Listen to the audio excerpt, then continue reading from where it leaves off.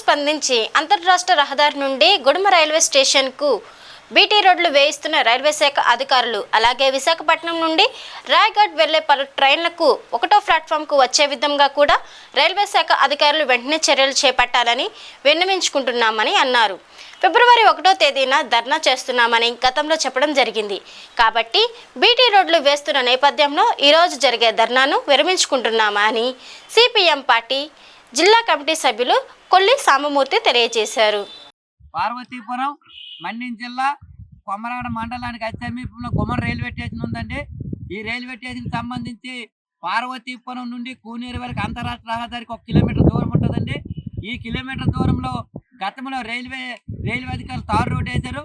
తర్వాత విజయనగరం నుండి రాయగఢ వరకు 3వ లైన్ వేసిన తర్వాత ఆ కాంట్రాక్ట్ మెటీరియల్ తీసుకెళ్ళిన తర్వాత పెద్ద పెద్ద గోతులు గుమ్ములు అయిపోయి ఇందులో వర్షాకాలంలో అయితే అనేక మంది ప్రయాణికులు కూడా ఇబ్బంది పడే గోతులు పడే పరిస్థితి ఉంది.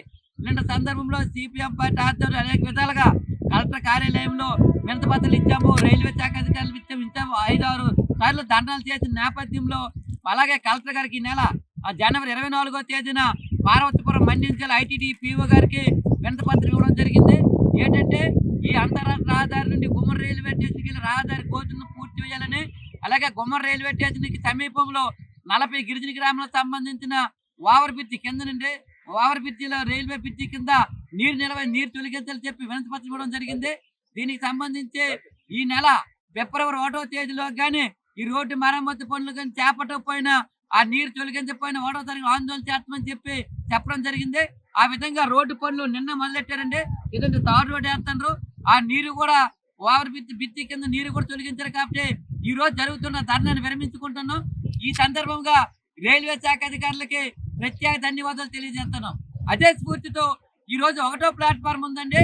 ఈ 1వ ప్లాట్ఫారంకి రాయగఢ్ నుండి అలాగే విశాఖపట్నం నుండి దుర్గు, అలాగే కొరాపుట్టి, రాయ్పూర్ ఈ ట్రైన్లు వస్తాయి. విజయవాడ ట్రైన్ 4 ట్రైన్లు వస్తాయండి. ఇవన్నీ కూడా ప్లాట్ఫారం 3, 4 ఆపడం వల్ల ఈ రోజు 60-70 మెట్లు ఎక్కడం వల్ల దివ్యాంగులు పెద్ద 40-50 సంవత్సరాలు దాటిన వాళ్ళందరూ కూడా ప్రయాణికులు చాలా ఇబ్బంది పడే పరిస్థితి ఉంది. కాబట్టి ఈ 1వ ప్లాట్ఫారంలో ఇటు రాయగఢ ఇటు విశాఖపట్నం ట్రైన్లన్నీ కూడా 1వ ప్లాట్ఫారంలో నిలుపుదల చేసే విధంగా రైల్వే శాఖ అధికారులు చర్యలు తీసుకొని అన్ని విధాల ప్రయాణికులు ఆదుకోవాలని కోరుతున్నాం. ఈ విషయం పైన వెంటనే అధికారులు రైల్వే శాఖ అధికారులు తెలియజేయాలని చెప్పి కోరుతున్నాం. ఈ విషయం పైన త్వరలో పార్వతీపురం మన్యం జిల్లా కలెక్టర్ గారికి కూడా తెలియజేస్తాం. అప్పటికే కానీ పని అవ్వకపోతే పెద్ద ఎత్తున రైల్వే స్టేషన్ దగ్గర 1వ ప్లాట్ఫారం లో ట్రైన్ లేపాలని చెప్పి పెద్ద ఎత్తున ఆందోళన చేస్తామని చెప్పి ఈరోజు సిపిఎం పార్టీ ఆధ్వర్యంలో రైల్వే